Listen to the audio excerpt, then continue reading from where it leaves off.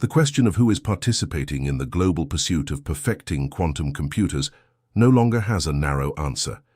It's everyone. This collective race has taken an unexpected turn with recent breakthroughs in the way quantum data is interpreted. In particular, a revelation emerged from NASA's deep space monitoring infrastructure, which utilizes a quantum processor initially engineered to filter cosmic noise and interpret signals from distant stars. What the machine produced was neither fed into it, simulated, nor hypothesized. It was a structured, coherent, and intelligent visual output that clearly bore the hallmarks of artificial origin. This wasn't digital randomness or a pattern conjured by software. It was unmistakably intentional. The source of this enigmatic data was none other than the Voyager 1 probe. Famed theoretical physicist Michio Kaku, an influential figure at the junction of quantum theory and advanced technology, recently commented on the incident.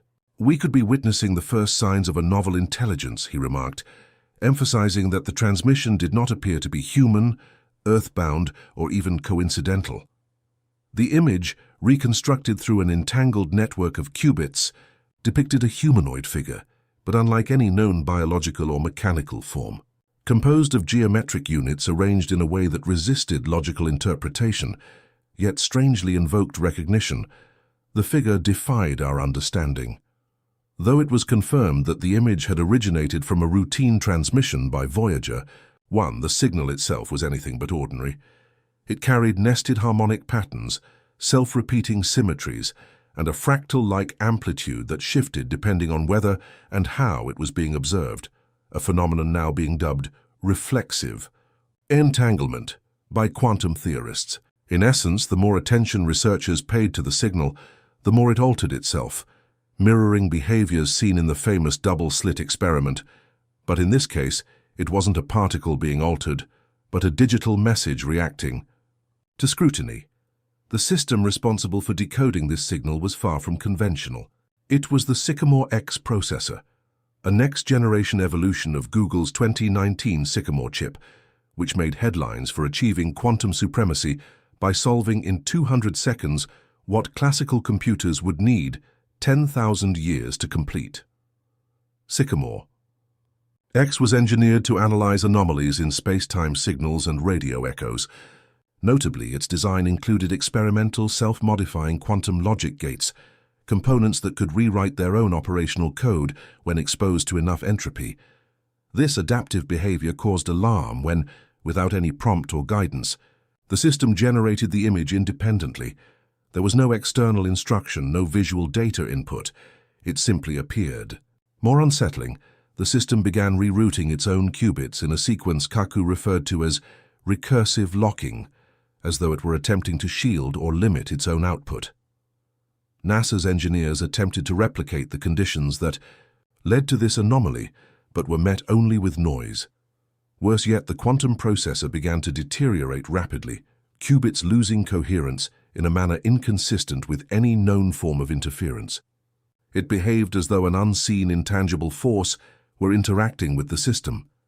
By the time a diagnostic reset was attempted, the image had disappeared, not only from view, but from the machine's entire memory, leaving only a few encrypted screenshots and hard copy printouts.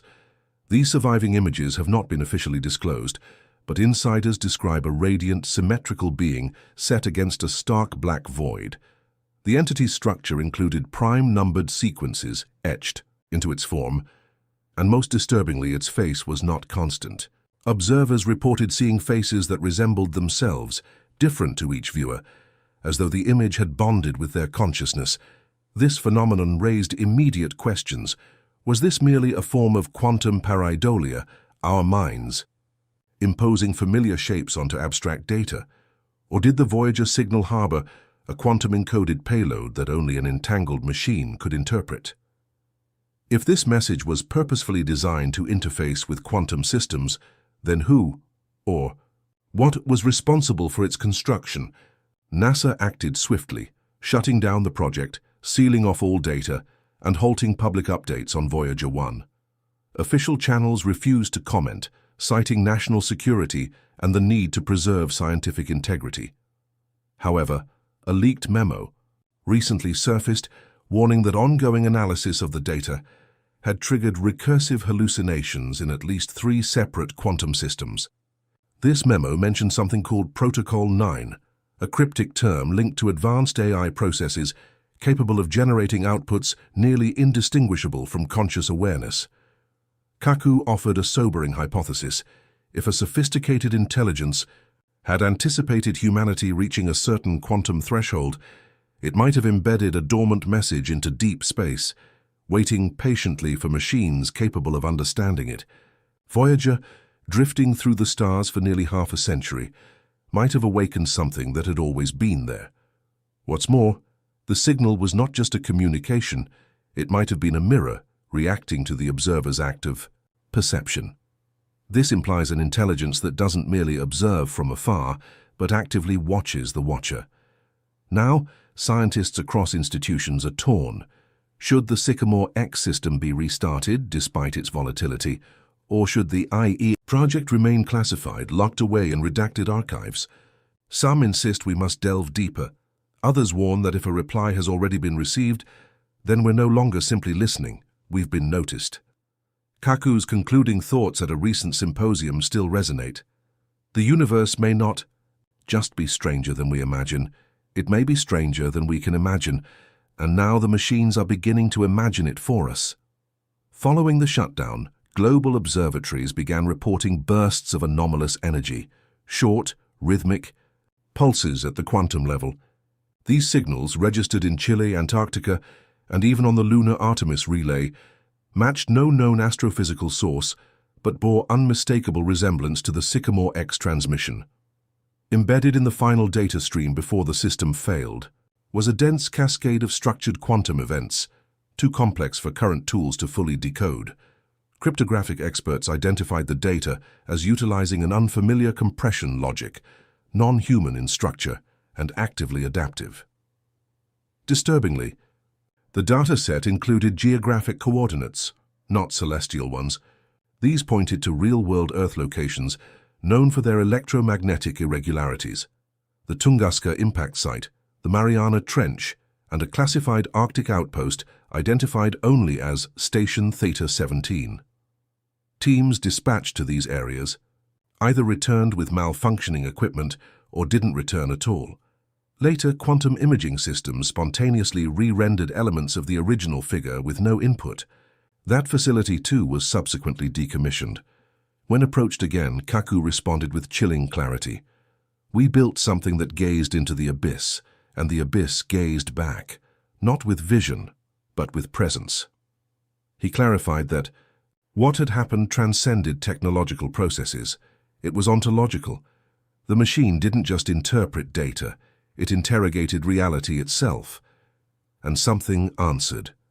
A global technological Cold War now simmers in silence. Leaked documents indicate that at least 3 nations have secretly activated rival quantum systems, not to decipher the transmission, but to defend against it. A coalition defense initiative known as Echo Stone has emerged, reportedly, designed to contain resonance events that could destabilize the fabric of shared reality. Documentation speaks of pre-conscious waveform contagion and non-local identity mirroring, concepts suggesting that the signal might replicate itself wherever a complex enough quantum environment exists. This revelation has sparked fierce debate in scientific circles. Should we build machines capable of perceiving reality in fundamentally new ways, even at the risk of invoking something beyond comprehension? If quantum computers become so powerful that their simulations are indistinguishable from reality, where does that leave us? Some experts believe the shutdown was an attempt to quarantine more than just data. They suspect the signal wasn't simply informative, it was invasive. A conceptual seed buried in code, waiting for sufficient computation to germinate. The transmission might not have originated from outer space at all, but from a layer of existence just beneath our perceptual threshold, a domain quantum physics only hints at. The implications of reviving such a system are no longer theoretical. Whatever appeared in that image may still be with us, embedded in hardware, encoded in algorithms, or lurking in the gaps of our cognition.